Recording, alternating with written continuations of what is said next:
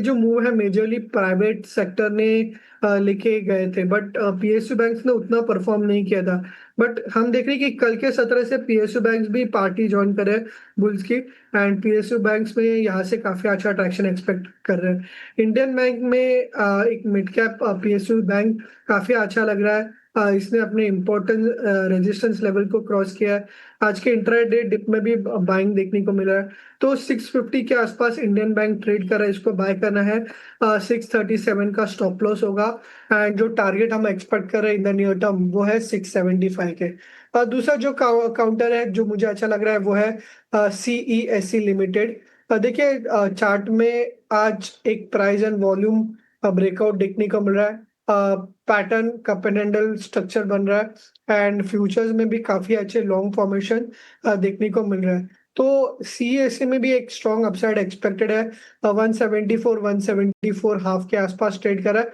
171 का stop loss होगा and जो टारगेट एक्सपेक्टेड है यहाँ से वो होंगे 182 के। ओके, चलिए, तो दो स्टॉक्स है जहां पे खरीदारी की सलाह है। एक तो सीईएससी जो आपके स्क्रीन पे है, यहाँ पे खरीदारी कीजिएगा 182 के लेवल्स के लिए।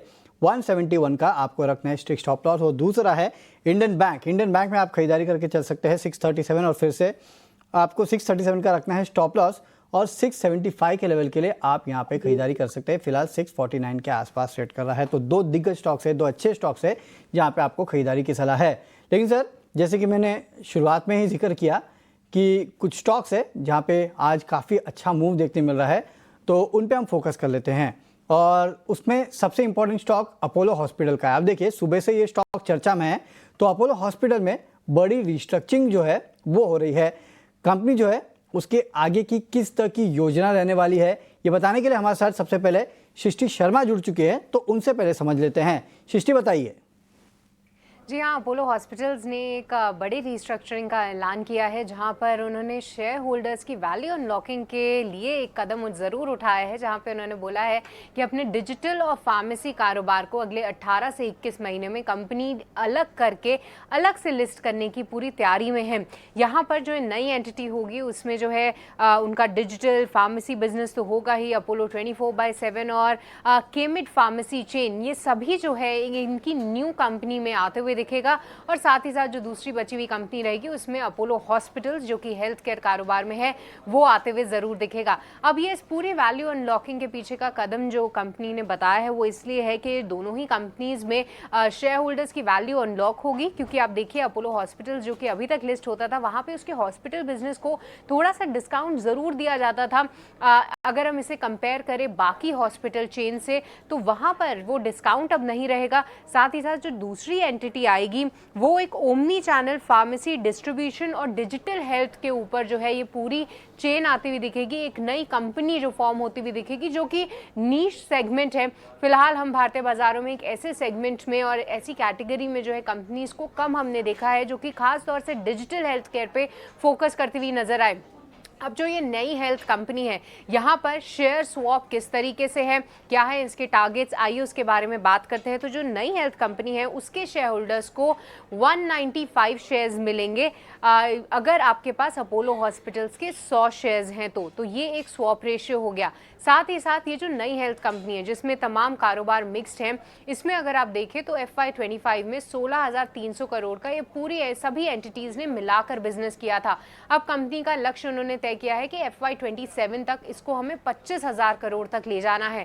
साथ ही साथ मार्जिन जो कि फिलहाल 3.5% है इस कंबाइंड एंटिटी के, इसको डबल करके 7% पे ले जाने का कंपनी ने लक्ष्य सामने रखा है। तो वो भी एग्रेसिव टारगेट्स जरूर सामने आए हैं। तो ऑल इन ऑल ये डीमर्जर की न्यूज के चलते जो है एक पॉजिटिव रिएक्शन देखने को मिल रहा है। और साथ ही ये जो टारगेट सेट किया है कंपनी ने वो काफी सराहनीय है, काफी एग्रेसिव टारगेट्स हैं जो कि ऑफकोर्स शेयर होल्डर्स को भी पसंद आ रहे हैं।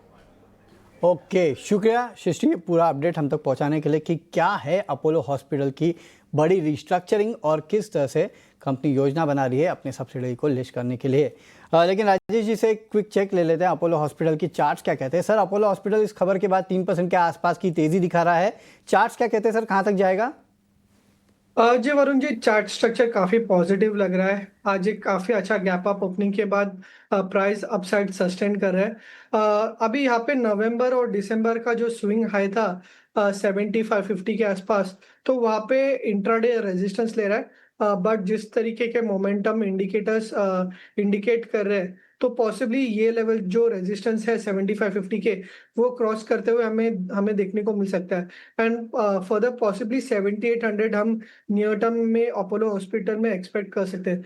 नीचे में अगर आप देखें तो रिसेंट ब्रेकआउट था अराउंड 70-50 के आसपास, तो वो एक सपोर्ट के जैसा एक्ट करेगा। एंड अगर बुलिश गैप देखें आज का तो 7340, तो 7340 से 7250 के आसपास काफी अच्छा सपोर्ट है। डिप्स में आता तो बाय करने की रणनीति रखनी चाहिए। ऊपर में 7600 एंड देन 7800 के टारगेट एक्सपेक्ट कर सकते हैं। ओके, चलिए, तो ये राय आती हुई अपोलो हॉस्पिटल के स्टॉक पे। डिप्स पे आप इस स्टॉक में अभी भी खरीदारी कर सकते हैं।